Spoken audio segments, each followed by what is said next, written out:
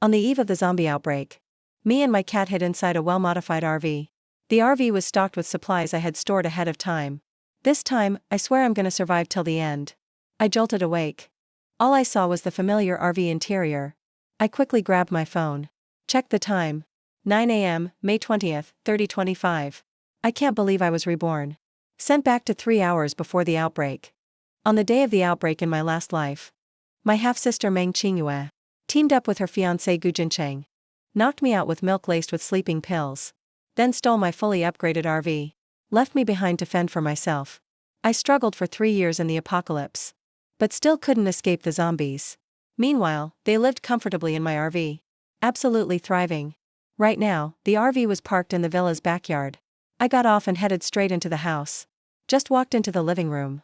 Saw the 4 of them chatting and laughing. As soon as they saw me, the mood suddenly went tense. 4 pairs of eyes stared right at me. Mixed emotions. Sis. Gu Jincheng and I just got our marriage certificate. Come have some wedding candy. Meng Qingyue looked at me smugly. Hearing that, I quietly gritted my teeth. Gu Jincheng was supposed to be my fiancé. I loved him all through my youth. No idea when those two started dating. Now they're smiling and inviting me to eat wedding candy. This time, I didn't yell or argue like before. I need to get the RV out. Buy supplies ASAP. I only came here just to take treading snow with me. I picked up treading snow and walked out. Always running off somewhere. Don't bother coming back. Meng Hanyuan saw my cold attitude. He got angry. Relax, I won't ever come back. Take care of yourselves, I'm out. You're not my daughter anymore. Meng Hanyuan yelled at my back as I left. Meng Qingyue looked even more satisfied. Finally kicked annoying Meng Shirwan out. From now on, everything in the Meng family is hers. All the property is hers. Even the men. I drove to the biggest nearby mall. It was already 9:28 a.m. 2 hours and 32 minutes until the zombie outbreak. Not much time left. I raced through the store with a shopping cart, attracting a lot of stares from employees. First went to the fresh food section and grabbed 10 pounds of lamb, 10 pounds of milk, 10 pounds of pork, 10 pounds of chicken, 10 pounds of fish and shrimp. I'd buy more if I could. But the RV fridge only fits 50 pounds of meat. Then I went to the grain section. Picked up 10 bags of flour, 10 bottles of oil and 50 bags of salt. Finally headed to the seasoning aisle. Grabbed some from each shelf. Until my cart was full. I rolled the cart to the checkout. Then grabbed an empty cart. And rushed back into the store. This time, I bought veggies and fruit. Plus some daily necessities. Before leaving, I asked an employee to go to the warehouse. They brought me 35 bottles of drinking water. Went to checkout. Everything was already scanned. Swiped my card to pay. Just then, a male manager politely asked, "Miss, where should we deliver these? I can have staff send it over." I pointed outside and said, "Front door. There's a pink RV. Thanks so much." Several attendants quickly started working, transporting stuff to the RV non-stop. Once everything was packed up, I checked my phone. 1 hour until the zombie outbreak. I walked fast into a pharmacy. Didn't even look. Swept all the medicine off the shelves. The clerk watched but didn't say anything. Finally couldn't hold back and said, "Miss, store policy says we can't let you buy so much medicine at once." I turned to look at him. Said, "I'll pay 10 times the price. I need to take them now. Can I buy or not? If not, I'll go to another store." The clerk looked stunned. His head nodded uncontrollably. Sell, miss. Take whatever you want." I put the filled baskets on the counter. Pulled out my phone and paid 500,000. Told the clerk to pack quickly. He looked at the baskets of medicine. 10,000 would have been enough. But he immediately got to packing. Left the pharmacy. Went next door to get some clothes. Stopped at the pet shop and bought treading snow 50 pounds of cat food. And some deworming meds. Back in the RV. It was already 11:58. Locked the doors. Ready for the apocalypse. Suddenly, a piercing scream outside the RV. On the street, a mutated male zombie rushed at a woman with its jaws open. The woman convulsed. And soon fell lifeless. In a blink, the zombie dragged its bloody body after other people. People were running everywhere. Constant screaming. The whole city was chaos. I watched coldly through the window. I too was chased by zombies last time. A young guy ran out from the supermarket, heading straight for the RV. I knew him. Just now. He helped move water into my RV. He ran to the RV. Desperately knocked on the door. He looked like he found hope. Inside the RV, I watched him through the window, expressionless. Showed no reaction. The guy looked shocked. He couldn't understand why I didn't help him. Soon, several zombies attacked from behind. Their sharp teeth tore into him. I turned away, trying to avoid the bloody scene. In the apocalypse, being too kind just gets you killed sooner. I held treading snow in my arms. This time, what matters is right here with me. Other people's survival isn't my problem. Outside, the guy's eyes turned gray. He'd become a zombie. Kept knocking on the door by instinct, making loud bangs, which only made me more annoyed. I paced to the storage area, grabbed a shovel, then opened the window, leaned out and swung at the zombie with all my strength. With a gross splat, the zombie's head hit the ground. I pulled back the shovel, headed to the bathroom to wash off the blood. Suddenly, a mechanical voice popped into my mind. Ding, RV system binding. Killed one zombie, newbie. Reward, RV permanently immune to all damage. Submit 1 crystal core. Expand space by 1 cubic meter. My eyes widened in shock. No wonder Meng Qingyue lived so well. They had an RV system. Right in front of me. A virtual RV layout appeared, showing where I could expand. I was stunned. Since any storage can be expanded, from now on, I can collect so many supplies. It's a walking supply depot. But seeing the cost, I lost my smile. 1 core per cubic meter. Early in the apocalypse, 100 kills might not yield 1 core. Then again, each meter means more supplies, more security for me. Need to find cores ASAP. As time went on, zombies filled the streets, drawn by the smell of blood. They're pounding the RV, trying to drag me out. But I heard nothing. With windows closed, it's dead silent inside. I'm getting excited. Immune to all damage. Is it that powerful? Blocks all noise too. My RV is indestructible. The perfect fortress. Thinking about that, my mood lightened. Humming while cleaning the shovel. Snowball sat on the table, tilting his head, staring at me curiously. Out of the bathroom, I petted his head. Once we eat our fill, we'll go hunt zombies. Snowball shook his head, a little annoyed, whining a bit. So cute. I went to the cabinet, boiled some shrimp for him, fresh from the mall. He jumped right over, wide-eyed, full of longing. I had fried chicken and beer. Pure bliss. Snowball protested. 5 minutes later, I served the shrimp, put them in front of him. Snowball gobbled them up, purring happily. Sitting on the sofa, lamb skewers, a sip of beer, chicken cutlet, an iced drink. So cozy. Crowds fleeing outside, wearing same uniforms. Likely coworkers. Someone spotted the RV, saw the scene inside. Agene's eyes popped out. In this apocalypse, someone's chillin' an RV, watching TV, beer and skewers. He got an idea. Shouted, a car. Let's hide in the car. They ran to the lot. Before they got there, saw a suit-wearing zombie. Smashed the car window. Bit the driver's head. They were terrified. Cars aren't safe. What do we do? Cars are no good. Hide in a building. Zombies can't get in. Then, one shouted. They ran to the mall. Past the RV. Saw me eating crawfish. They wondered. Are we in the same world? Full and satisfied. No zombies near the RV. They track smell and motion. To attack. Does it block scent? I opened the window. A zombie turned instantly. Lunged at me. Closed it quickly. It lost its target. Confused for a moment. Kept looking for prey. Closed blocks the scent. Open it. And they'll find you. It's 2 p.m. Everyone is hiding. The rest are zombies. I estimate. Hundreds on the street. Roaming in the mall. If I kill them all, might get some cores. System said earlier. The RV is invincible. Impact damage included. Thinking about that, I got excited. Can't kill them all? Just ram them.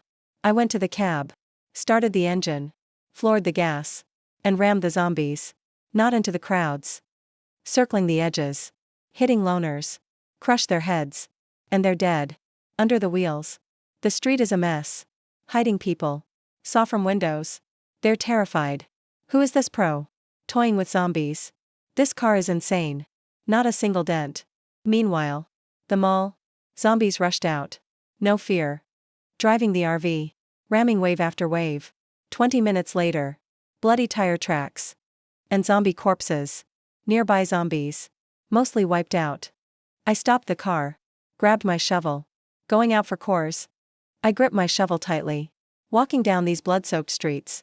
Not far away, some zombies are still twitching. I split a zombie's head like cutting a watermelon. No core found. So I move on right away. Someone's hiding upstairs. Totally terrified by what she's seeing. When she sees what I do, she gets even more freaked out. Turns out it's a girl. That move was way too brutal. How can he be so calm? I'm focused on finding cores. If any zombies charge over, I just smash their heads with the shovel. Killing zombies is second nature to me now. As long as it's not a horde, lone zombies aren't a threat to me. After searching carefully, I find 7 cores in total. Not a bad haul. Back in the RV. I can't wait to check the extra storage. With just a thought, the RV's blueprint appears in front of me. All the storage is clear as day. But now I don't know how to use the 7 cores. It's going to get super hot soon. Water and food matter most. Medicine is also essential. The RV's AC will have to run non-stop by then. So I can't run out of gas for the generator. After thinking it over, I decide to upgrade the medicine cabinet first. Add 1 cubic meter more space. I tap expand on the blueprint. A box pops up to pick how many. 1 core means 1 cubic meter. Make your selection. I pick the amount right away, and tap confirm. Then the mechanical voice comes back. Congrats, 1 cubic meter added. All storage now keeps things fresh forever. I'm shocked. That means things will never go bad, no matter how long. This function in my bedroom is a total game changer. I glance at the medicine cabinet. But I don't see anything different. I walk over. Open the cabinet door. It's packed full of medicine. Still nothing weird. I'm super confused. So I ask the system, where's my upgraded space? In a blink, a 3D space pops up next to the medicine cabinet. Looks so sci-fi. Excited, I use 2 more cores to expand the water tank. And 4 to expand the fridge. All done. I move to the driver's seat. Start the engine. And set out to find a pharmacy. I park close to the store entrance, making a sealed space. Then I grab my shovel and head inside. Meanwhile, treading snow jumps down from the RV. Probably bored. Meowing nonstop. I pet his head. Tell him to wait a minute. He rubs against my arm. All round and chubby. Blinking those big eyes. He's just so cute. So I call out, treading snow. Tell him to follow me. He tilts his head. Like he gets it. And happily trots after me. Jumping onto the RV. I stuff the medicine into storage. Along with what I got before. Surprisingly, I've only used half the space. Back and forth like this a few times. I finally fill the cabinet. One look at the time. 2 hours have passed. But I don't feel tired at all. Meanwhile, I notice. Next to the pharmacy is a fancy outdoor shop. I park in front. And see the shutters locked from inside. Probably someone alive in there. I'm not missing any chance to get gear. So I get out and walk to the door. Bang hard, knocking to open up. I offer some stuff as payment. And give you some survival tips. The guy hiding inside is Wei Yi. The banging nearly scares him half to death. But hearing my words, he's tempted. After thinking it over, he opens the door. I stride into the store. Look around. Then say, first tip, never open the door just like that. The people you let in could get you killed. Wei Yi stands there stunned. His face is mixed and lost. Before he can speak, I ask if there's any winter gear. Wei Yi nods. Digs out a thick winter suit from the shelves. When he hands it to me, I don't take it directly. I tell him to set it on the ground. Back up. Wei Yi is confused. But does what I say. I squat down to check. Make sure it's safe. Then say, bring another set. I'll pay you later. Wei doesn't say much. And heads to the stockroom. At the moment, I think to myself. Most people still don't grasp how brutal the apocalypse is. If not, this guy would be wondering first thing. How to kill me. And take my RV. Soon he puts a second set of winter clothes on the ground. Then impatiently presses for the second tip. Second tip. Find a place with lots of food and stay there. Wait for rescue. Wei frowns. This disaster will last a long time, won't it? I don't answer head on. Because last time, I died before it was over. I stash both winter suits in the front seat. Then grab some raincoats, sneakers, jackets, windproof pants, and other gear. Until I fill the storage under the sofa. Then I stop. After I'm done, I transfer 100,000 yuan to Wei. And share one last tip, don't trust anyone. Don't show kindness. Drop your morals if you want to live. Wei watches me leave. Deep in thought. Then he clenches his fists and follows me quickly. Hearing footsteps behind me, I turn immediately. And draw my knife from my belt. Wei stops dead in his tracks. Then looks at me, pleading. Please, take me with you. I can help you carry stuff. And fight zombies. I see how desperate he is. And how badly he wants to survive deep down. But that's indifference. Instead of gambling on his loyalty, it's better to cut off the chance from the start. I jump into my RV quickly, slam the door shut, hit the gas and take off. Glancing in my rearview mirror, I see Way's hope turn into hate. He tightens his fists again. It's getting dark now. But I still need to hit a supermarket. Stock up some more. I park my RV at the supermarket. By the delivery gate. Check around carefully. Make sure it's safe. Then I grab the shovel and get ready to get out. At this point, Treading Snow's tail pops up. And he strolls over slowly. Like he wants to come with me. I pick up Treading Snow. Set him on the sofa. And pat his head. Be good and wait for me. It's dangerous outside. Treading on the snow, the cat meowed. She blinked her big eyes. She tilted her little head and lay down. As soon as I walked into the hallway, I saw a truck nearby delivering instant noodles, snacks, and similar stuff. Not far away, boxes of fruit were stacked on the ground. They probably hadn't been taken to the warehouse yet. I gripped my shovel tightly. I walked in while staying alert to any sound around me. In case a zombie jumped out from the corner. This time, I had a clear goal. Meat, grains, seasonings, and purified water. I'm stocking up on all of them. Good. Suddenly, a terrifying roar echoed from the corner up ahead. Soon after, a male zombie in a supermarket worker's uniform charged at me. I quickly dodged to the side. Then I swung my shovel hard, hitting the zombie right on the head. With a thud, the zombie crashed to the floor. It stopped moving. But that noise caught the attention of other zombies in the supermarket. Dozens of them started moving toward me. I gripped my shovel, feeling no fear of the zombies inside. I just wanted those crystal cores. I walked up to the shelves. I glanced at them. If I could block 2 shelves and leave only a gap in the middle aisle, I can take them out one by one as they come in. That's way easier and safer than fighting dozens of zombies head on. But the shelves were full of alcohol. Way too heavy. I tried pulling, but it wouldn't budge. Sis, let me help you. Suddenly, a girl appeared next to me. It was Lin Qian, the staff member who helped me with the goods last time. I'm not taking you with me. I shook the shelf hard. Liquor bottles fell and shattered everywhere. Then I used all my strength, dragging the shelf towards the entrance of the aisle. After 3 years in the apocalypse, I've seen all kinds of human nature. I could read this girl's mind in an instant. Lin Qian was pulling the shelf with tears in her eyes. The zombies were getting closer. She was so scared she trembled. All she could hope for was that I'd change my mind. We quickly set the shelves in place. Now only a 1-meter wide gap was left in the aisle. Dozens of zombies shoved their heads in, trying to charge forward. They almost knocked the shelves over. Lin Qian jumped back a couple steps in fear. She was shaking violently. But she kept glancing at the RV parked outside the aisle. You could tell she was thinking hard. I stood guard at the gap. Any zombie that came through, I took down. I checked each one for crystal cores. During it, I glanced over at Lin Qian. Her little scheme was obvious to me. Without turning around, I said, "You won't be able to take that RV. Zombies are everywhere outside. If you want to live, stock up on food and water. Wait for rescue." Lin Qian saw me hacking zombies like chopping melons. She realized I wasn't someone to mess with. That made her give up on the idea. 20 minutes later, I dug out a clear crystal core from the pile of bodies. It was only one, but better than none. Next to me, Lin Qian stared at all the blood on me, while I was standing there smiling. She thought it was both scary and disturbing. Now, she had only one thing on her mind, and that was to get out fast. Or there would be trouble. Lin Qian took my advice. She found an office inside the supermarket, and started hauling in supplies like crazy. She was smart not to hide in the warehouse, because everyone would target warehouse supplies. Meanwhile, I was already inside the supermarket, and took out 3 lone zombies one by one. After that, I locked up all other exits of the supermarket, so zombies couldn't get in from elsewhere. After wrapping all this up, I grabbed a shopping cart. First thing, I needed to start collecting supplies right away.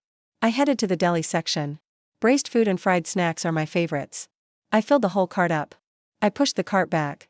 As I entered the corridor again, I saw some men in supermarket uniforms trying to pry open the side door of my RV.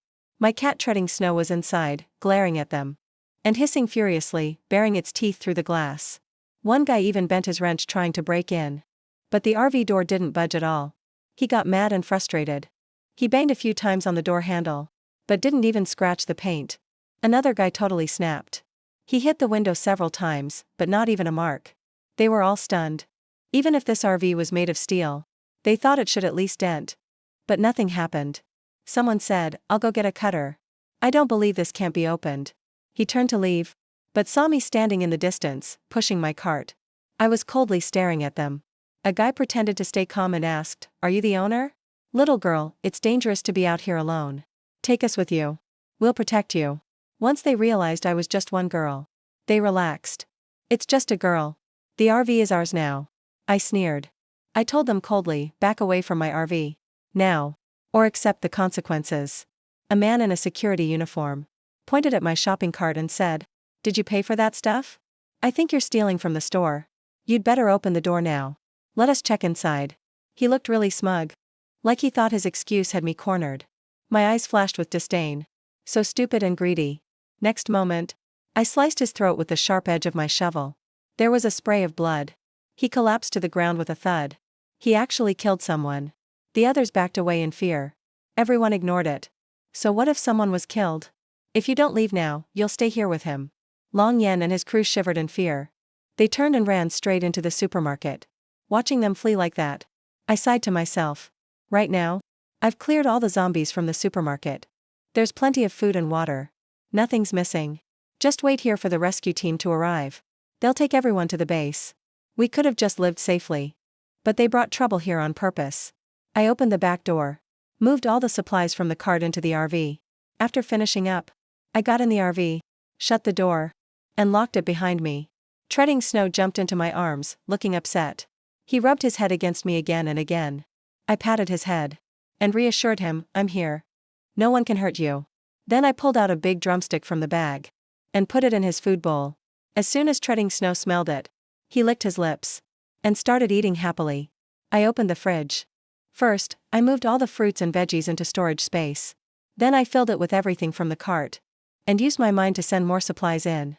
That's when I realized, even with all this stuff, it barely took up a corner of my space. Didn't expect a whole cubic meter could hold so much. I did the math. To fill it up, I'd have to make 5 or 6 more trips. So, I remembered the hand cart in the hallway. That thing can pack way more. Just as I was about to get out, I felt something tugging my pants leg. I turned around. Treading Snow was wagging his tail, staring blankly at me. He was biting my shirt and wouldn't let go.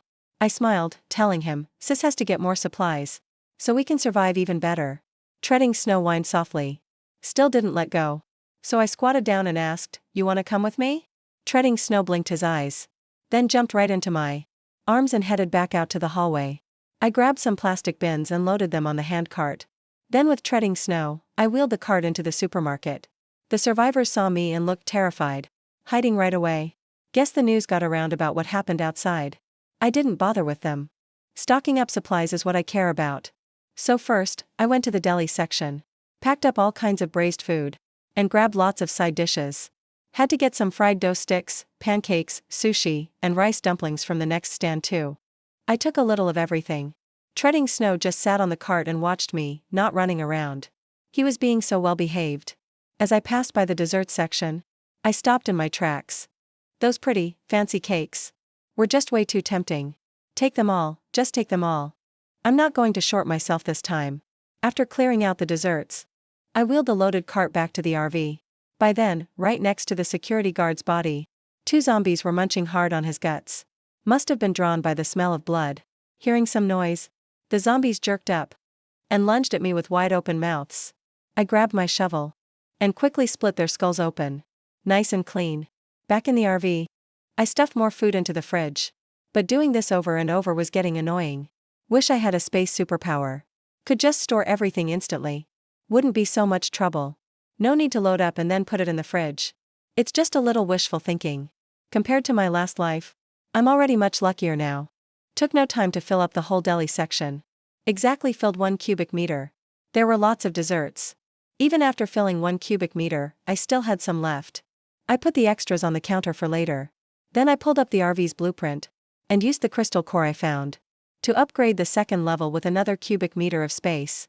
Next, just kept shuttling supplies between the supermarket and the RV, and kept hauling my broken leg around. Treading Snow followed me. Couldn't do much, but gave me company. The survivors inside saw how easily I came and went, which felt safe. So they came out looking for food too. But they all stayed far away from me. Guess they're scared I'll whack them in the head with my shovel. A few women gathered together, whispering to each other. He's been moving stuff for hours. Can the RV even fit it all? I figured the whole RV must be packed tight. Probably can't even step inside anymore. By the time I finished, it was already midnight. Looking at the stocked up RV, I actually felt calm and satisfied inside. In the 1 cubic meter space on the second floor, I stored tons of rice, about 800 kilos. Even eating a kilo a day, that's over 4 years worth. Now that's real security. In the other spaces on the second floor, I got 250 kilos of flour and 50 jugs of cooking oil, plus all sorts of seasonings. The 4 cubic meters of fridge space, besides deli food and desserts, are filled with meat and seafood too, almost 2,000 kilos total. The 2 water tanks I upgraded are filled with bottled water. And of course, can't forget the drinks. Got my favorite sodas all lined up next to the counter. I wasn't the least bit sleepy, so I just enjoyed my hot pot.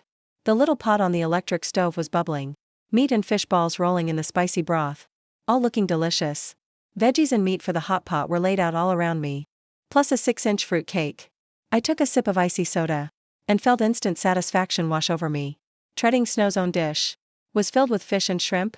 He ate without looking up, enjoying every bite.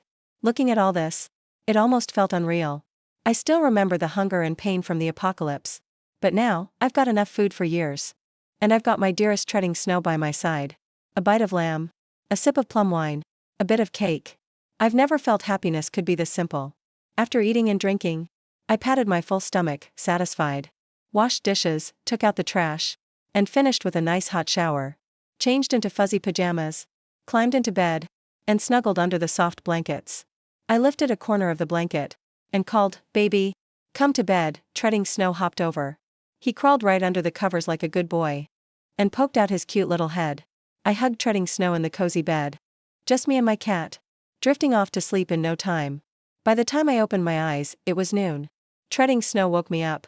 He was lying on my chest. I could barely breathe from the weight. I pushed Treading Snow off me, and rolled over to sleep some more. Treading Snow freaked out right away. He really needs to poop now. But I didn't prepare a litter box for him.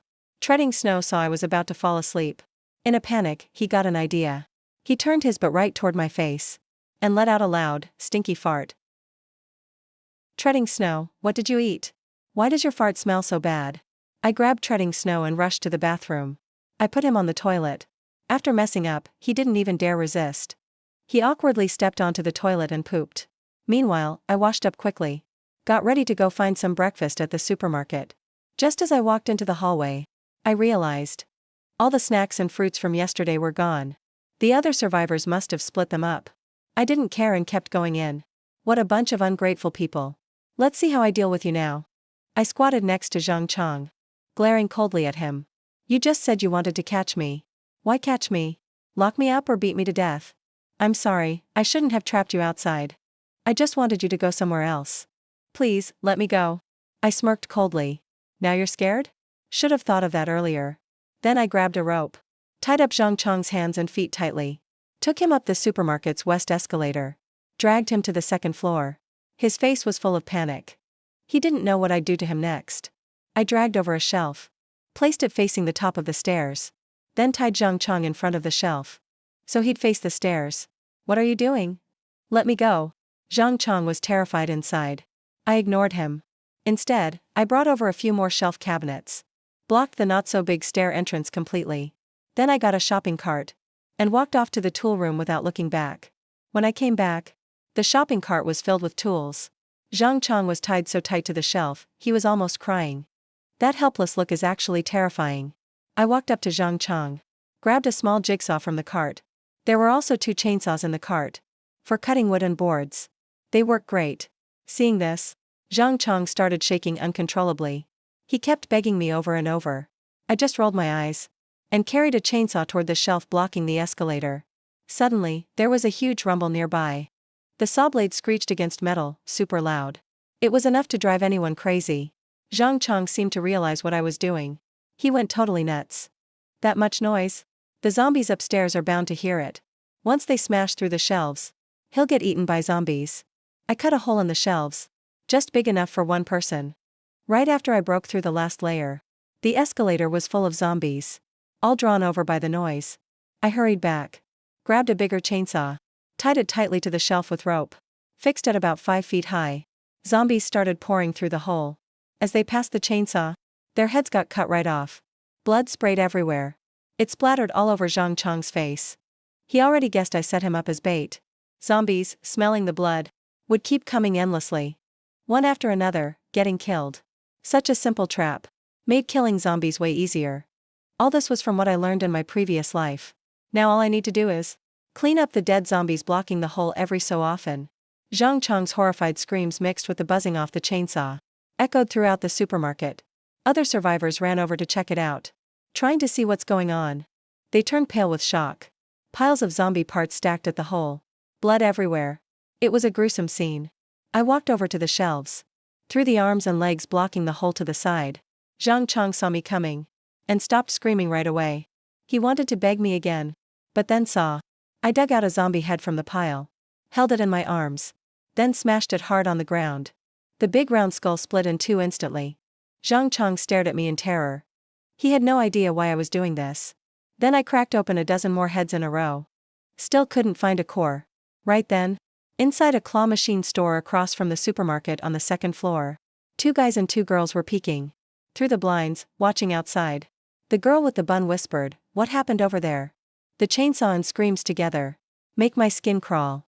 The guy with glasses frowned, thinking, no matter what, let's go check it out.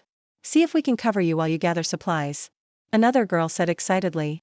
With you, our chosen one. Even in the apocalypse. We'll be just fine.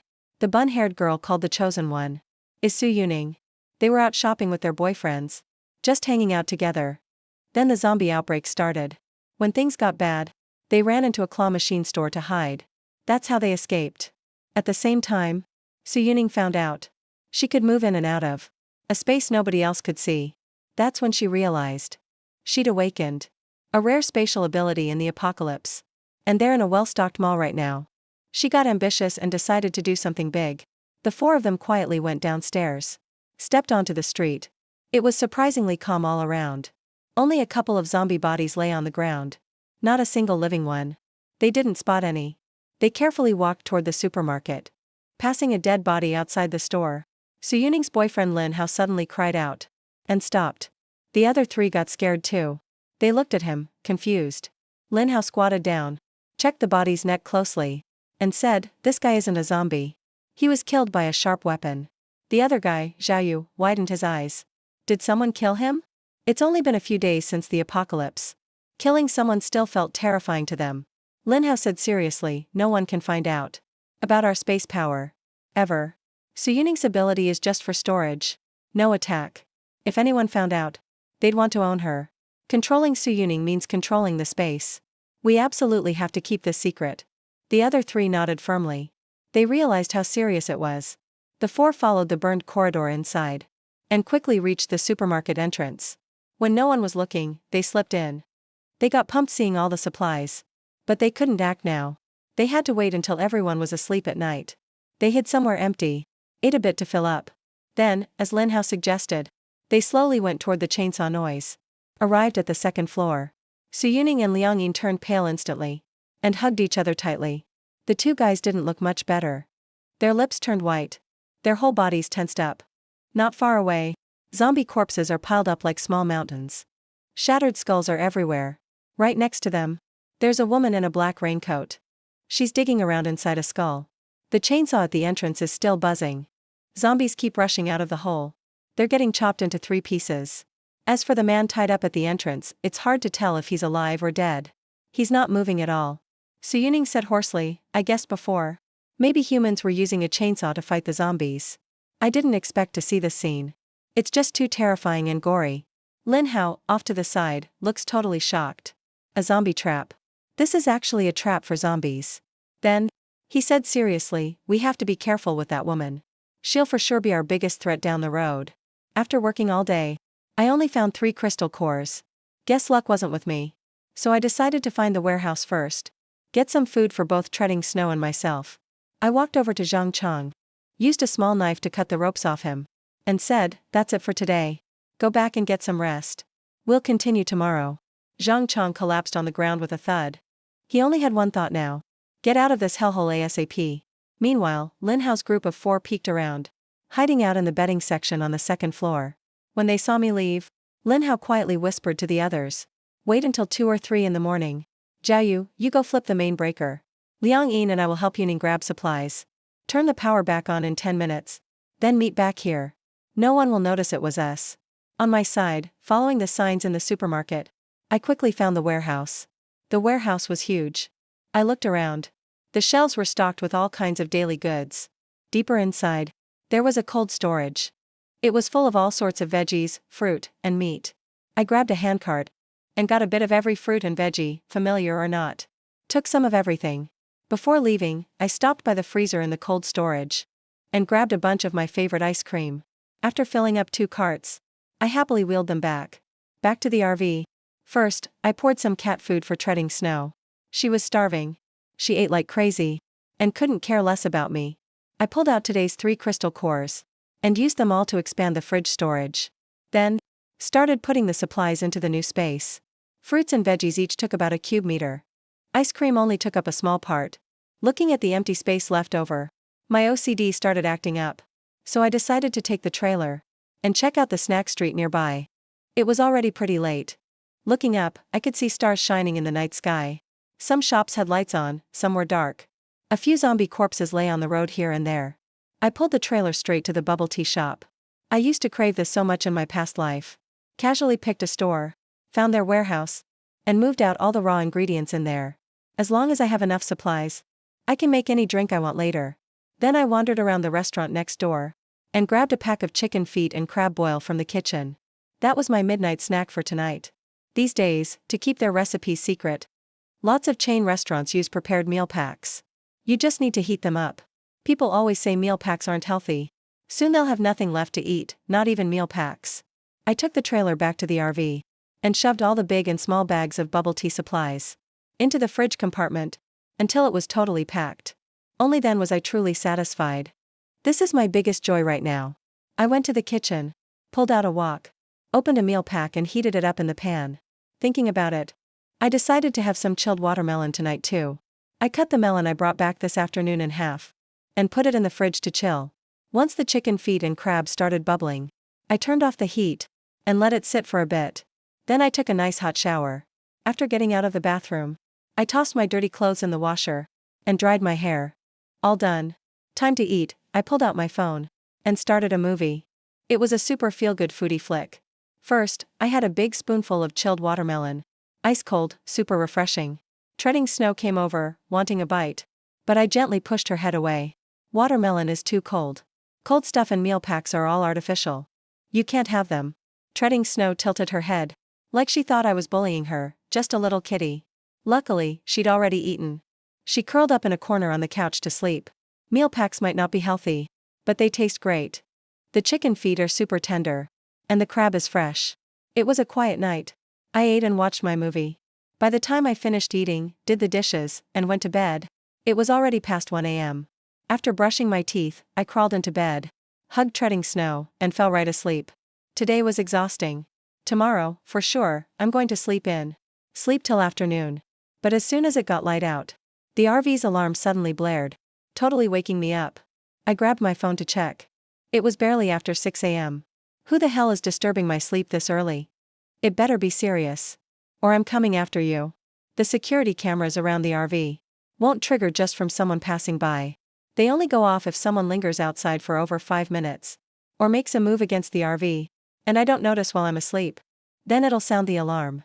That's how it works. This RV, I really did load it up with smart gadgets. I flipped on the monitor to look. Damn. There was a huge crowd all around my RV. Some of those faces I recognized. They were survivors from the supermarket yesterday. I got out of bed, opened the window on the door, and yelled, "Are you all crazy? Why aren't you sleeping? What's with surrounding me this early?"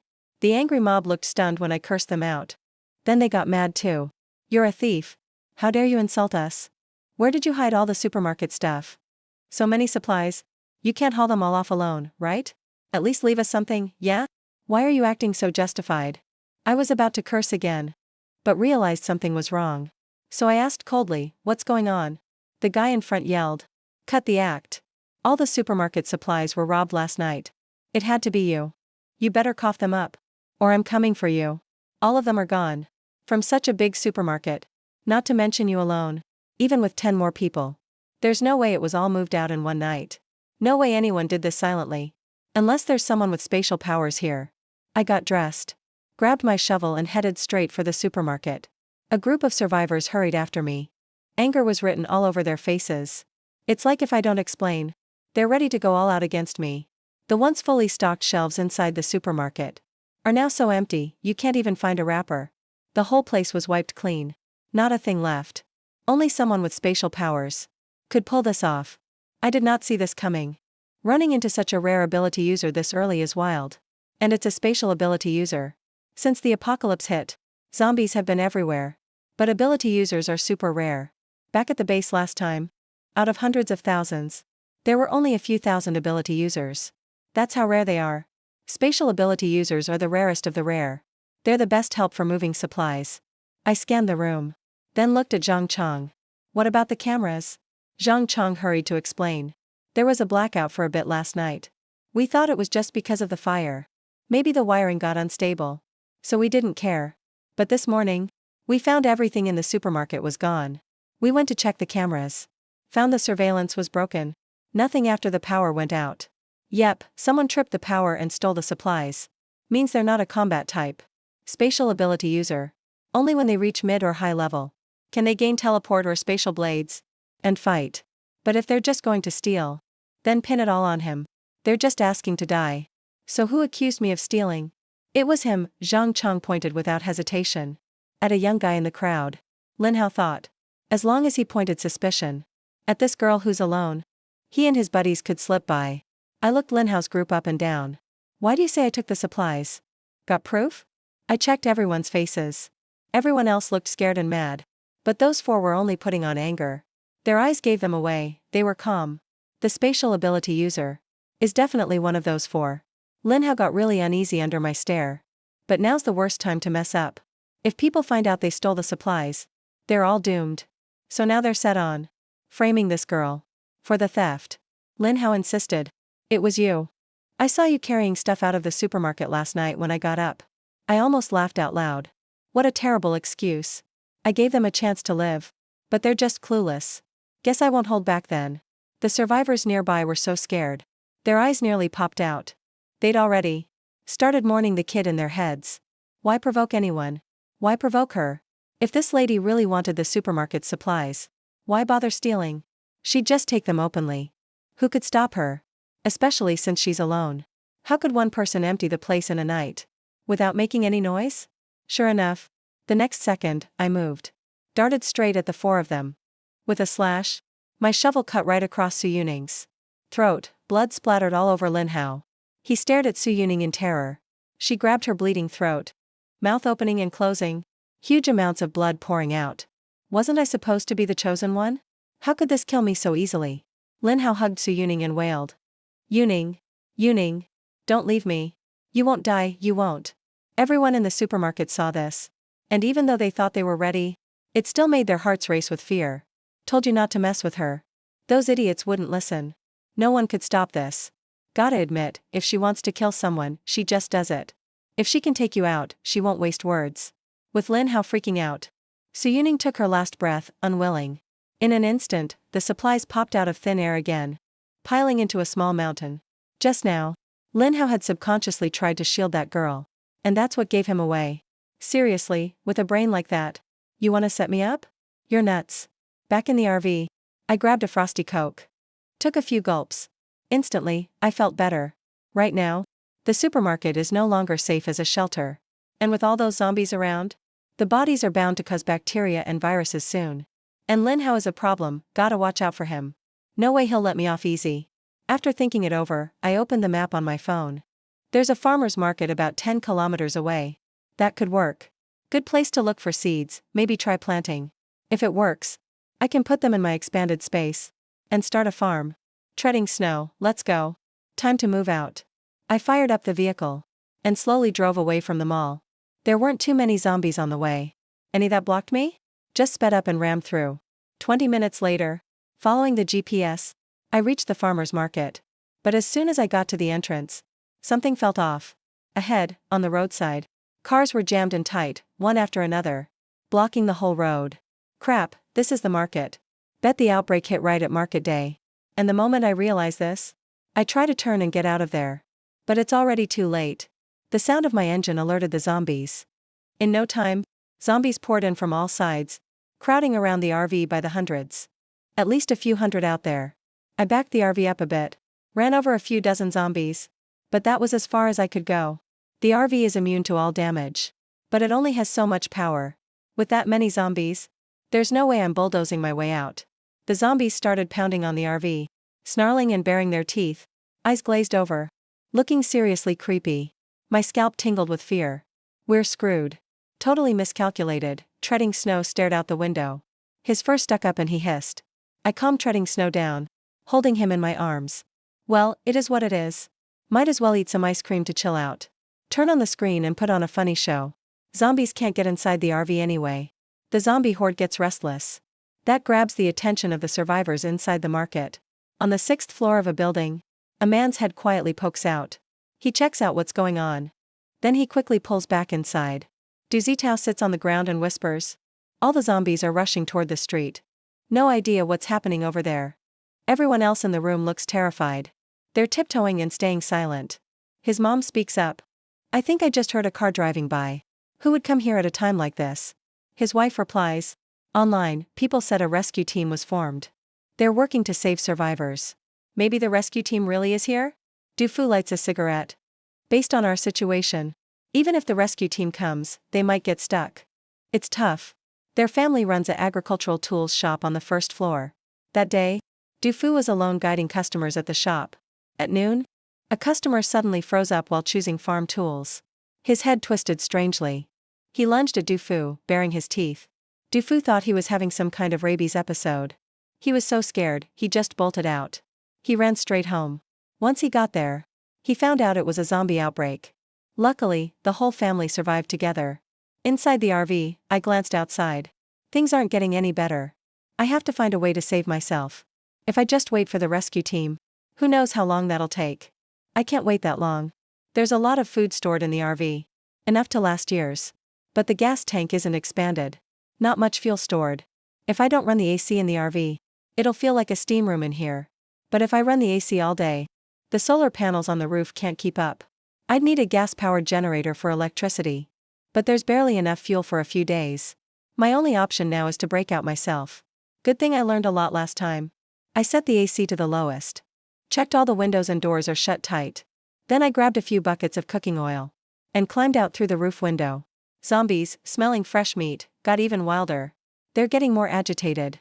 It's like they want wings to fly up and eat me. Some got squashed flat on the ground. Others climbed right over the fallen zombies. If this keeps up, the RV will get swallowed by the zombie crowd sooner or later. I stabbed the oil drum with a knife.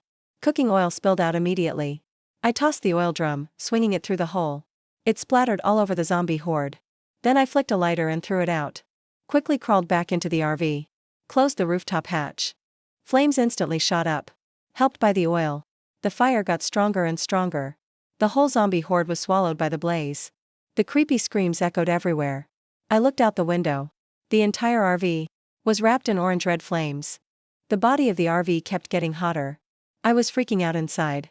System, you said the RV is immune to all damage. You better not let me down. Tires, don't melt. Batteries, don't explode. AC, don't turn off. If anything goes wrong, this RV will turn into an oven. Half an hour later, everything inside the RV was normal. I could finally relax. The TV was broadcasting live news. The authorities were trying hard to calm people down, to reduce panic. Based on memories from my last life, even the official military couldn't escape the zombie outbreak this time. Heavy losses everywhere. The most effective rescue plan right now is for each city to organize its own team to clear out a safe base free of zombies. There are two types of bases. One is official. The other is private. Private bases are usually set up by tycoons recruiting people with special abilities. That's how they form. No matter which base you're at. When supplies are low, getting food depends on your own skills. The fire kept burning until late at night. Some spots still had glowing embers. Probably too hot to touch. I decided to get a good night's sleep. I'll pick up the crystal cores tomorrow. Next morning at dawn, I woke up early. After making sure there were no zombies around, I opened the door and was greeted by thick black ash and the smell of burning. The ground was covered with charred corpses. I put on my raincoat and mask, grabbed my shovel, ready to head out. Treading Snow stared at me with big, round eyes. He wanted to go with me. I patted his head and said, "It's too dirty outside. Stay home. Or I'll have to give you a bath if you get dirty." Hearing that he'd have to bathe, Treading Snow immediately turned and left. He absolutely hates taking baths. The zombies were almost burnt to charcoal in the fire. Walking over them made crunchy sounds. I moved toward the edge. Black ash floated up as I walked. Then I started working like a diligent melon farmer, swinging my shovel at zombie heads again and again. There are thousands of zombies here. I'm bound to get golden boxes. Just depends on how many. Du Zitao watched stealthily from upstairs the whole time. He looked eager. Should we go down and look for crystal cores? I saw online that these cores might be useful. His wife, Chen Mening, quickly shook her head. I'm not going. I'm scared to get infected. You shouldn't go either. Forget about the crystal cores. But we definitely need to go down and grab some food. There's a post online. Temperature is rising 5 degrees Celsius every day. Who knows when the rescue team will arrive? We have to stock up on supplies while we can. Everyone agreed Du Fu was making sense. So they decided to grab weapons and head downstairs to carry food and water. After a busy morning, we collected 10 crystal cores in total. Not bad, really. I rushed back to the RV. Checked the RV's perspective view. Then I noticed something amazing. Turns out, my tiny fish tank could also be expanded. I quickly used a crystal core. Expanded the fish tank's space. Congrats, fish pond unlocked. Its space and time flow are normal. Award, Automatic Water Quality Optimization, Oxygen, High Quality Aquatic Plants. Boosting the ecosystem. The pond was filled with water. Colorful stones covered the bottom. Green aquatic plants floated in the water. I stared in shock. With disasters everywhere, the importance of sustainable yields is obvious. Still excited. I clicked to expand my potted plants. Entered the number. Clicked OK. Congrats, farm unlocked. The farm's space and time flow are normal. Sunlight, nutrients, oxygen, all environmental factors are normal. Soil stays moist. Suddenly I found myself in a white space. Gentle sunlight fell from above. Moist black soil underfoot. Only about 1 square meter big. Clearly this was a unique dimension. Beside it, a 1 square meter pond. My newly expanded fish tank. The fish pond and farm merged together. That surprised me. I tried walking to the edge. Reached out to test the boundary. But was blocked by an invisible wall. A system alert sounded. Only items related to farming can be taken into the farm. And each square has a limit. Only for growing plants. Fish pond water and farm soil. Can only be used inside the space. Can't be brought out. I took my remaining 8 crystal cores. Used them all to upgrade the sofa cabinet storage. All 8 cubic meters are now for seeds. With renewable resources from my farm. Nothing is more solid than stocking up on seeds directly. Skipped my meal. Started up the RV and headed to the market street. Parked a bit deeper into the street. Ground here was relatively clean. I pulled my cart into a seed shop. The place was pretty spacious. Shelves were well stocked. Grain seeds, veggie seeds, flower seeds, and common medicinal herb seeds. I grabbed some big boxes. Picked up every seed on the shelves. Took them all. Loaded them straight in the car. Back and forth, cart after cart. I kept hauling happily. Until the sofa cabinet was totally full. Then walked into the nearby farming tool store. Picked up small hoes, sickles, shovels, and so on. Chen Mening, who's been keeping an eye on me, got excited. He's taking our farm tools. You little thief. Stealing my stuff right in broad daylight. Du Zitao was amused and helpless. They're just a couple of tools. They're not even worth much. Plus, we've already taken plenty of stuff from other people ourselves. Once back in the RV, I was totally worn out. Dropped onto the couch. Treading Snow jumped up, meowing nonstop. Those big round eyes were so cute. I cuddled him in my arms. Gently petted him. Treading Snow looked like he was loving it. Then a rumbling sound came from the sky. I quickly looked out the window. A military helicopter flew overhead. So low to the ground. Its rotors kicked up dust everywhere. I frowned and muttered to myself. Looks like the official base is making moves. I need to start my plan now. The helicopter was attracting zombies with its noise, leading them to the outskirts for cleanup. But the real challenge in this disaster isn't the zombies. It's the upcoming heatwave caused by natural disasters. Temperatures will go over 60 degrees Celsius. People will get heatstroke, power lines will burn. The whole country will lose internet. Various fires everywhere, destroying huge amounts of supplies. That's when humanity really starts facing extinction. Right now, my task is to kill as many zombies as possible before the extreme heat. Collect enough crystal cores to expand my storage. Stock up on supplies. How to hunt zombies quickly and efficiently is the biggest question. Step 1 for me now is upgrading my RV, making it a powerful zombie harvesting machine. Suddenly, the system alert sounded, pay 50 crystal cores. Ready to upgrade. The RV now has an auto core collection feature. 50 cores. Are you a bandit or something? Wait, you mean auto core collection? Honestly, I'm kind of into it. If the RV could collect cores automatically while driving, that would save a lot of time. But there aren't that many cores right now. So I had a sudden idea. I told the system to put it on credit first. Once it's installed, I'll repay you with the cores I collect. A moment later, the system beeped again, all good. But there will be interest. So you'll need to pay back 200 cores in total. Hearing that, I cursed the damn system in my head. You really are a snake. I gritted my teeth and said, fine, 200 it is. Let's just upgrade now. The system will upgrade the RV overnight. It won't disturb your rest. Don't worry. After the contract was set, I instantly felt way more relaxed. So I decided to check out the farm. This was Treading Snow's first time here. He tiptoed to the edge of the fish pond. Watched the fish swim around. I grabbed a little shovel and started digging small holes nearby. I'm going to use this square meter of land to plant tomatoes I love. Treading Snow saw me working and came over to help. I tossed 2 seeds. He used his paw to cover them up. We worked together perfectly. In no time at all, we were done. The soil's just right for plants. I didn't even need to water it.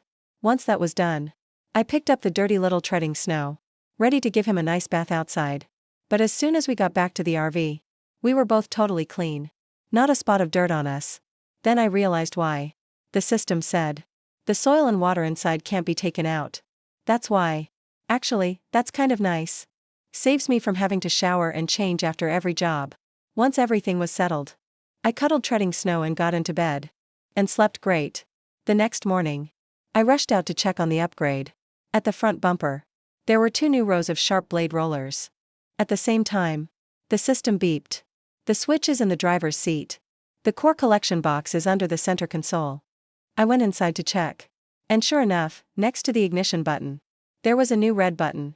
When I pressed the button, the front blade rollers started spinning fast. They looked seriously scary.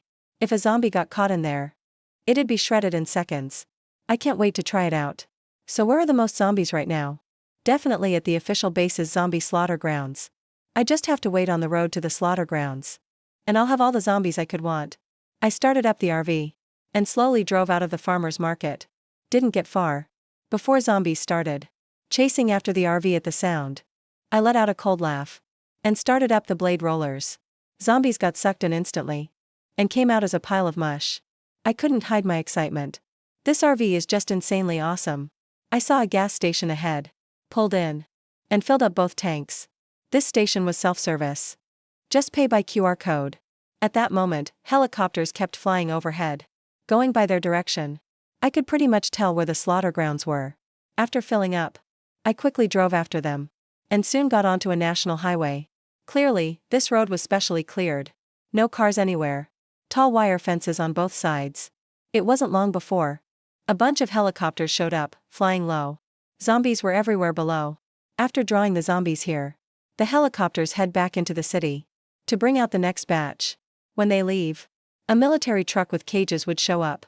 Live animals in the cages. The zombies get lured by that fresh meat and get guided to the slaughter grounds. I can't even imagine how epic it must be inside that place. I sped up. The blade rollers spun like crazy.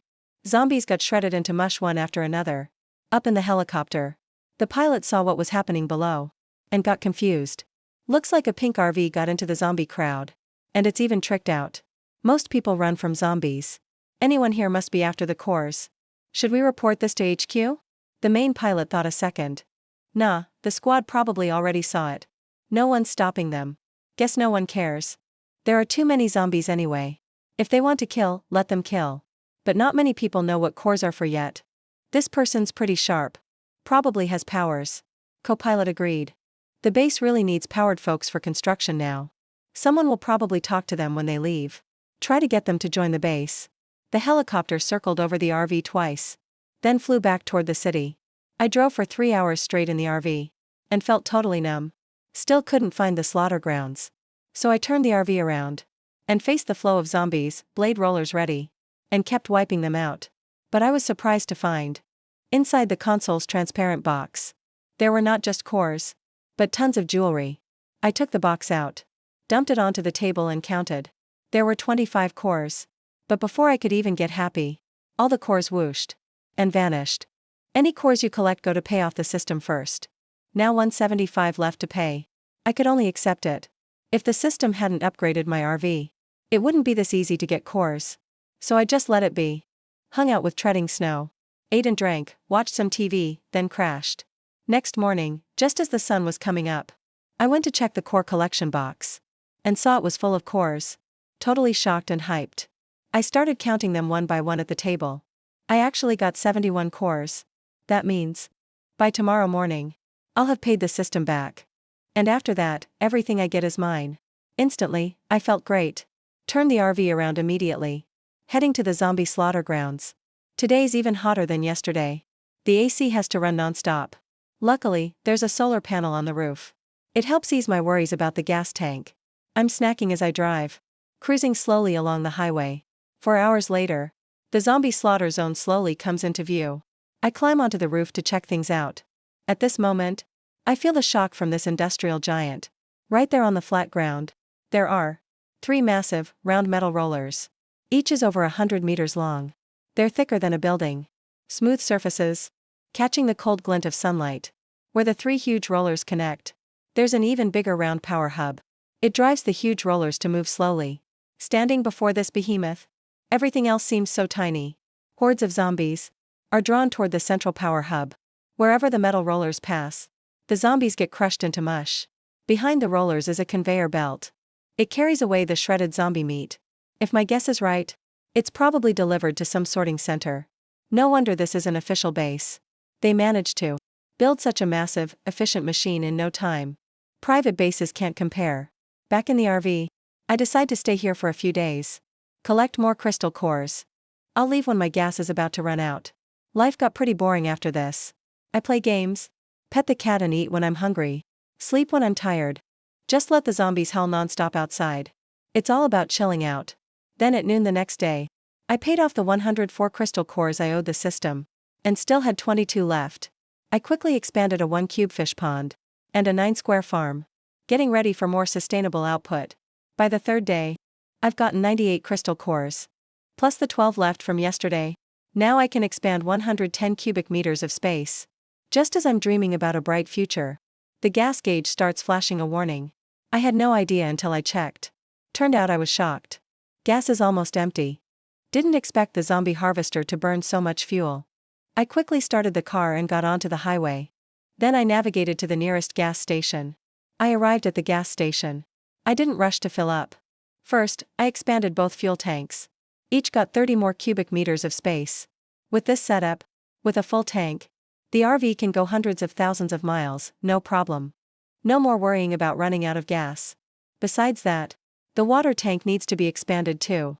30 units for the fresh water tank. 20 for the purified water tank. After filling both tanks, I opened the navigation on my phone. Getting ready to find the next destination. Suddenly, a helicopter thundered toward me from afar. It hovered overhead. About 10 meters above the ground. A few figures jumped out of the cabin. There was a loud thumping sound. And deep pits appeared in the ground. But these people acted like nothing happened and walked toward me. I frowned, feeling alert. My whole body tensed up. Are they metal-type superhumans? In the apocalypse, superhumans are at the top of the food chain. Every base wants them. But why are these metal-type superhumans looking for me? Alright, my name is Jiang Hanyu. I'm the official base construction manager. We detected you might be a metal-type superhuman. So we're here to invite you to join the base. I was totally confused when I heard that. What did you say? I'm a metal-type superhuman? You must have gotten it wrong. Jiang Hanyu didn't believe me. Your RV's metal is so reinforced that no zombie can dent it. Not even a mark. Even if you're not a refined metal type, you're probably another kind of superhuman. Think about it. You can ask for any conditions. Whatever we can do, we'll do it. But I'm really not one. But I can't let them find out about my system. So I acted cold. And replied, not interested. Just leave. Jiang Hanyu saw I was firm. And helplessly handed me a business card. It has my contact info and address on it. If you ever change your mind, just find me. I took the card. And shook his hand as a formality. Then they left by helicopter. But next moment, I saw my hand turn metallic. It looked really cool. I was shocked. Am I really a metal-type superhuman? Why didn't I notice before? Thinking it over, I still didn't get it. Whatever, awakening powers is a good thing. I got back in the car, turned on navigation, and saw there's a water plant nearby. There's a water plant close by. That's pretty nice. Perfect for filling up the newly expanded water tanks. Started the vehicle. Headed to the water plant. A 5-member rescue squad sent by the official base was moving in. This was their first mission, meant to safely evacuate survivors and take water purification equipment. A zombie appeared. Jingchen. Hurry, protect me. Meng Qingyue crouched in the corner, looking pale, like a fragile flower battered by storm. Her screams quickly drew zombies nearby. All of them snarled and charged over. The other 4 were so mad they wanted to curse.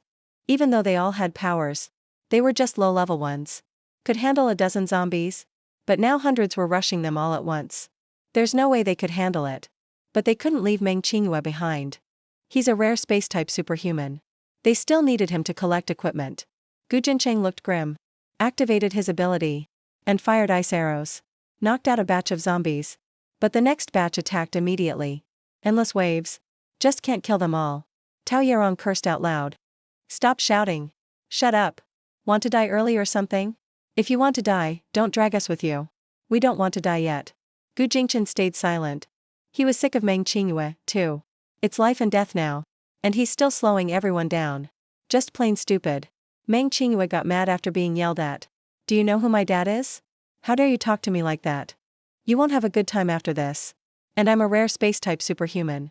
The higher-ups already said, you can't let me die, no matter what. After the zombie outbreak, Gu Jincheng awakened his ice powers. Meng Qingyue awakened space powers. His dad Meng Hanyuan donated supplies to the base. And got a logistics manager position. Mainly in charge of logistics resource distribution. Pretty important in the seed base. After all, he controls the supplies. Most people treat him politely. Tao Yarong was furious. So, you really want us to die? If we die, you think you can just walk out alive? Meng Qingyue couldn't win the argument. And whined at Gu Jingchen again. Jingchen, he's bullying me. Aren't you gonna say something? Gu Jingchen didn't want to deal with him. Thinking, what did I even marry here? If it had been Meng Shirwang, this would never have happened. Gu Jincheng suggested, we can't keep dragging this out. We have to get out. Or we really will die here. Tao Yarong, boiling mad. Take a look at your lovely wife. Have her stand up and walk. If she keeps acting up, I'm not staying here to die with her. Gu Jincheng asked Meng Qingyue if he could stand up and walk. We can't stay here. Meng Qingyue whined. I'm so scared my legs are weak. I can't stand up. If he can't stand, just let him die here. Tao Yarong and 2 other teammates left quickly without looking back. Meng Qingyue saw them leave. And suddenly stood up. What, you really want me to die here? Gu Jincheng held himself back from tossing Meng Qingyue to the zombies. And shouted.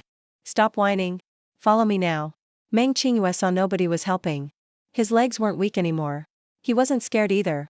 He stuck close behind Gu Jingchen. The 5 fought zombies while pushing along the wall towards the factory exit.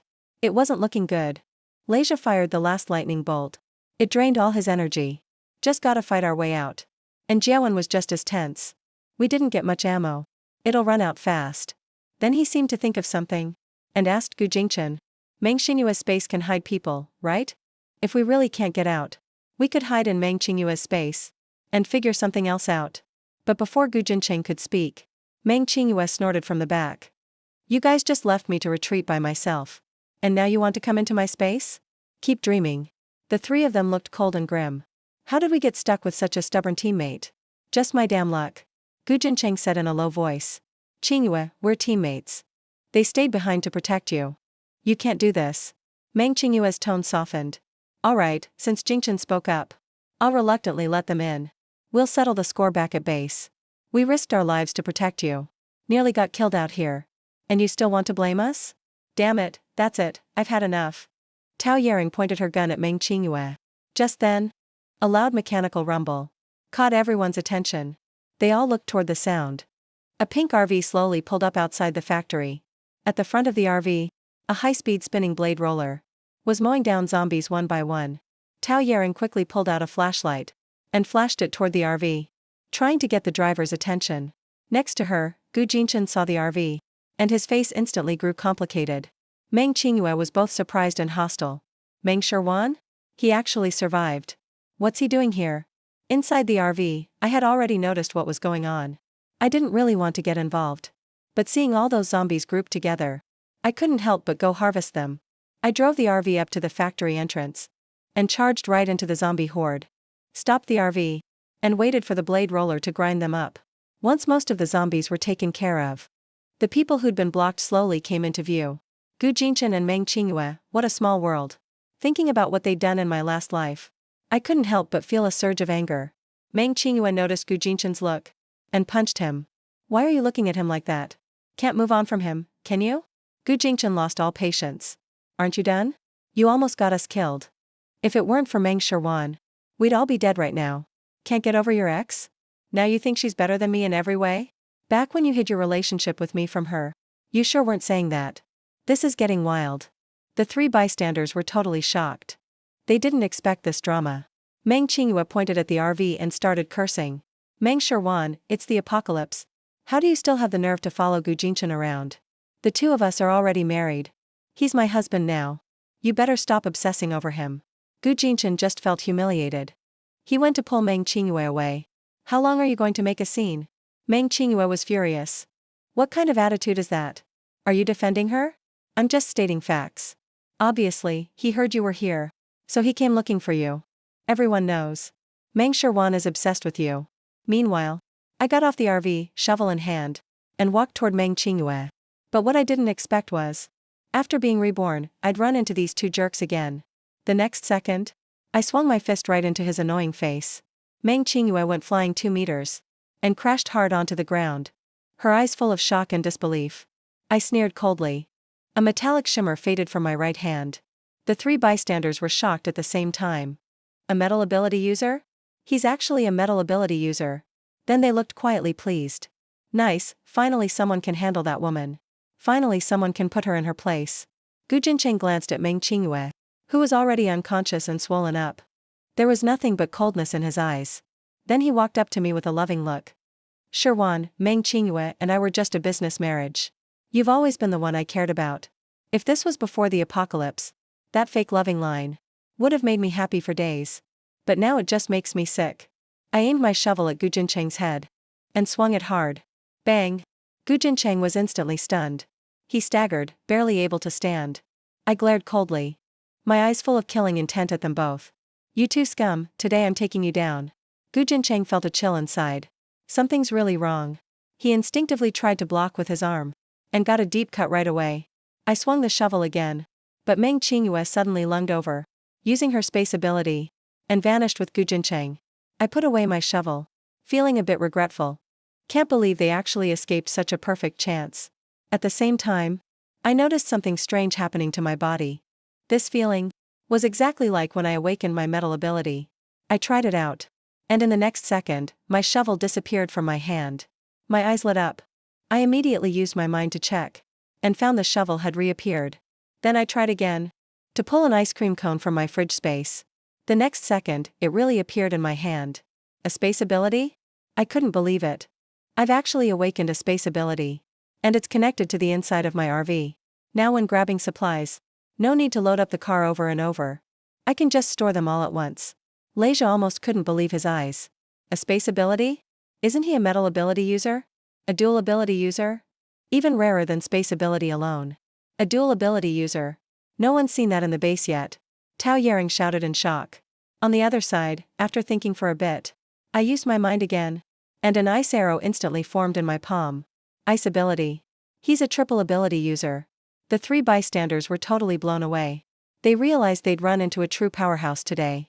Next, I suddenly appeared in front of Tao Yering, and grinned, "Hey pretty. What's your ability?" Tao Yaring was shocked and flattered, and quickly replied, "Sis, I'm a wood-type ability user." I held out my hand. "Nice to meet you." Tao Yaring grabbed both my hands. Excitedly, "Nice to meet you too, big boss. Are you really a triple ability user?" I just smiled. I handed her an ice cream. "It's hot. Cool off a bit." Tao Yaring quickly took it. "Thanks, boss."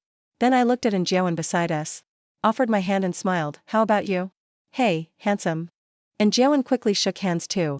Excitedly replied, "Sis, I don't eat ice cream." Tao Yaring smacked him. "Who asked if you eat ice cream or not?" "Sis, let me ask, what's your superpower?" Oh, it's breath power." An Jiawen looks super awkward. I hand over a cold Coke, "It's so hot." "No ice cream?" "Just grabbing a soda." An Jiawen quickly takes it. "Thanks again." And bows a bit. Leisha is pretty sharp. Didn't wait for me to ask. Just stepped up and shook my hand. "Boss, I'm Leisha. I'm lightning powered." I nodded. I smiled at the three and said, "I'm kinda short-tempered. Hope you guys can keep today a secret." Tao Yaron quickly promised, "No worries, boss. We only saw what happened with Meng Qingyue and Gu Jingchen. We don't know anything else." The strength of a triple-powered person, plus being quick and ruthless. This woman is gonna make waves in the apocalypse. For sure. Tao Yaron and the two quickly agreed. "Boss, got any plans next? If there's a spot for workers, don't forget about us. We're down to follow you." I casually replied. Then walked toward the water plant. Watching me leave, the three whispered, "Triple-powered, huh? So jealous. Hope boss needs us someday." Right then, I stared at the lightning in my palm. And sneered, "I'm not just triple-powered. I'm a 6-powered user now. But my real ability is actually copy power. As long as I've touched someone, I can copy their power. Make it mine." I carefully checked around the pool. Made sure the water is clean. Not infected by zombies. I put my hand in the pool. Used my mind. The clean water tank and pure water tank filled up instantly. Then I moved my thoughts. And appeared in the RV the next second. Treading snow saw me pop up. Got startled. Her little head was confused. Didn't get what's happening. I walked to the driver's seat. Opened the crystal core box. Counted 12 of them. I upgraded all of them right away. Since the clean water tank is by the plant. Got to stock up more water before leaving. Then I tried to use my mind to go back to the factory. Wanted to fill the new 12 cubic meter space. But found out I can't. Looks like you can only return to the RV from outside. But not the other way around. So, had to walk over again. The three were still waiting. Saw me come out of the RV. Pretty surprised. "Whoa, boss can teleport now. That's awesome." As they were still hanging around, I asked, "Why are you guys still here?" Tao Yaron quickly explained. "We're waiting for Meng Qingyue and Gu Jingchen." Hearing that, I raised an eyebrow. "They're coming out from here?" "Yep. Meng Qingyue can't teleport. She's gotta leave the same way she came in. We're waiting for them to come out. Got to keep doing our mission after." "I see, right then." I gave a sneaky grin. Said to the three, "Aren't you looking for survivors? You go ahead. I'll keep watch for you here." I sat on the steps nearby, eating seeds and scrolling through my phone. About an hour passed. And that pathetic duo finally emerged. I moved like lightning, swinging my shovel right at their throats. But Meng Qingyue reacted fast, instantly activating her ability. The two of them vanished again. I waited there until dusk. But neither of them came back out. No point in wasting time with these cowards. The outside temperature is nearing 122 degrees. I can't stay out here. I'll kill them next time I get the chance. I stood up and walked to the RV. Back inside. I took a cold shower first. Then changed into some fresher clothes. It's only going to get hotter. And I don't feel like going out anymore. I decided to find a spot to lay low. 20 minutes later, I parked the RV steadily on the highway. The spiked rollers harvested zombies endlessly. Then, I took Snow into the farm space, wanting to test my wood element ability. Snow loves it here. Running around happily the moment we entered. Frisking all over the place. Wood abilities can control plants. And also accelerate their growth. I knelt on the soil, trying to focus my mind on some tomato seeds. The energy inside me slowly released. Catalyzed by the wood energy, the tomato seeds grew rapidly. In the blink of an eye, they reached 10 centimeters. Until my energy was completely drained, the tomatoes stopped growing. I frowned, recalling what I knew of my past life. Abilities are divided into 10 levels. The higher you go, the more powerful you are. I'm probably between level 1 and 2 now. Too weak. If I tried to grow the whole farm, I'd likely only manage to produce tiny sprouts. However, in my past life, there were rumors that the base was researching a powerful enhancement serum. Ordinary people could awaken powers by drinking it, and users could level up their abilities. After some thought, I turned to the system. I asked, "System, do you have enhancement serums?" Enhancement serum, 100 crystal cores each. Recovery fluid, 50 crystal cores each. Recovery fluid is taken after draining energy to quickly replenish your power. Both are great items. The base hadn't even figured them out after 3 years. Yet the system actually sells them. If this news ever got out, every ability user would go insane for this. But then again, this is way too expensive. I only have about 20 or 30 cores in the box. I thought about haggling with the system, but before I could speak, the system's urgent alarm rang out. Warning: RV is targeted by an attack. It may flip over in the coming explosion. Spend all cores for protection? Once I realized I was targeted, I quickly looked out the window. In the darkness, a helicopter was hovering above the RV. A man stood at the door, fiddling with a massive explosive pack. I was startled, and immediately shouted, "Yes, I'm willing. Cores can be earned back. If the RV is trashed, I'm in trouble." A second later, the massive bomb fell. Fire and thick smoke completely engulfed the RV, even vaporizing the surrounding zombies. 2 more loud blasts followed. Massive flames erupted on the highway, accompanied by billowing black smoke. Inside the helicopter, the man at the door sneered. Just for one little nobody, our Salama organization had to put on such a show. Talk about overkill. The Salama organization is a small faction within the official base. They scavenge for supplies and hunt zombies. They're considered a decent group. But if there's a hit job, and you find them, as long as the price is right, they'll take the contract. The pilot laughed. "Can't blame us, they paid too much. They said, as long as we take out this Mengshirwan, they'll give us a small granary. Who could say no to that? Kill him quickly, so we can head back and report. Don't worry, it's a done deal. A low-level metal user like him could never survive those explosives." The pilot smiled. "All right, just record a short video of the scene, and we'll head back." The man pulled out his phone and aimed it downward. Suddenly, his brow furrowed. Something looked wrong. On the cratered highway, the RV was sitting there perfectly still. Even the glass wasn't broken. That's impossible. Even if he reinforced the RV, it shouldn't withstand that much firepower. The man was in total disbelief. A second later, he saw a woman leaning against the front window, flipping him the middle finger. The man's face went white with rage. He grabbed another explosive pack, ready for another round of bombing. Inside the RV, I shouted to the system. "System, do you sell weapons?" The system's voice replied, "Yes, but you have no cores.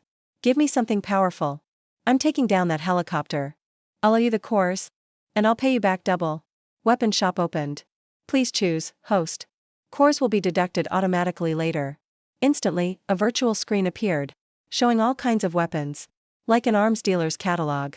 From handguns and grenades, to planes and tanks, even missiles and nukes. It was dizzying. After filtering through, I picked one priced at 150 cores. The RPG Smart Tracking Launcher. I immediately grabbed it and climbed onto the roof. After locking onto the target, I pressed the button. With a loud whoosh, the rocket streaked toward the helicopter. Danger. The pilot reacted quickly, jerking the controls to turn the chopper. But it was pointless. Because I was using the latest smart tracking tech. Then, a massive boom filled the sky. The helicopter exploded instantly, like a brilliant firework, lighting up the land. Back inside the RV, I carefully thought over everything that happened today. I beat that scumbag couple by day, and someone came for my life by night. I didn't even have to guess who did it. I couldn't wait to get to the base and kill those 2 bastards. But I still owe the system 300 cores. I have to hold back for a few days. I'll pay it back, buy an enhancement serum, and then go to the base for revenge. In a warehouse on the outskirts of the base, the top floor was luxuriously furnished. This was the Salama headquarters. Right now, lying on the sofa, eating fresh food and drinking wine, was the founder of Salama, Yao Feng. Just then, a man rushed in. "Boss, we have news." "Did you kill them?" Yao Feng took a big gulp of red wine. He was really enjoying it. The man answered in a panic. "Boss got killed instead." Yao Feng's hand shook as he drank his wine. Wine shot up his nose. The boss, now knowing the truth, immediately decided to send the strongest esper from the base. "Where's Shinpeng? Send him with weapons." No matter what, we have to get rid of this Meng Sherwan. Shenpeng is a speed-type Esper. And he's level 3. I don't believe that woman is tougher than a speed-type Esper. A full-on armed assassination. By day 4, I finally paid off the 300 crystals I owed the system. I still had 202 left. So I quickly opened the shop. Bought 2 Esper upgrade serums. 200 crystals on the table vanished. 2 milky white, long glass vials appeared. They were pretty small. Each one was slim and fit in my hand. The liquid inside even shimmered a little. I didn't hesitate. I downed one in one shot. The liquid spread inside me. I could really feel it turning into a huge wave of power. It surged through my whole body. As for what level my powers would reach, well, I'd have to test it and see. So I decided to head to the base right away. Since the guy was standing in front of my car, it'd be rude not to do something. So I started the car and charged at him. But the man in front was just a blur and vanished instantly. I frowned. A speed-type Esper. That's pretty rare. I decided to get out and face him. First, I wanted his speed ability. Second, I wanted to see how strong I was after chugging 2 power-ups. I walked close to Shenpeng, then stopped. With a calm look, I asked, "Who sent you? When you're about to die, I'll tell you everything you want to know." Shenpeng was already smiling with confidence. He lunged at me, jumping forward. He was so fast, I couldn't even see a blur. But before his knife touched my throat, he felt a cold pain in his chest. He looked down. A slim metal art arm was stuck in his chest. A little squeeze would crush his heart. How is this possible? He was actually faster than me? Seeing the shock on his face, I softly said, "You're just too slow. Now, tell me, who sent you?" Shenpeng clenched his teeth. Now he could only hope Yaofeng would help his family and take care of them. I snorted at that. Clenched my palm. With a heart-crushing sound, Shenpeng instantly lost all strength and collapsed to the ground. Looking at my own arm, red and shining with a metallic luster, I smiled and said, "Copied a new power again. Looks like those 2 serums were really worth it." Before I left, I took all his gear. A sniper rifle, a pistol, and some bullets. Probably useful later. Next, I took treading snow and walked into a sports store. Inside, there was a clearance sale on down coats. Most of the stuff was spring and summer clothes. I didn't care how they looked. As long as they fit me, I stuffed them all in my space. I didn't skip the shops next door either. Cleared them all out. Until all 7 places were full. Then I stopped. Around 5 p.m., I drove to the edge of the base.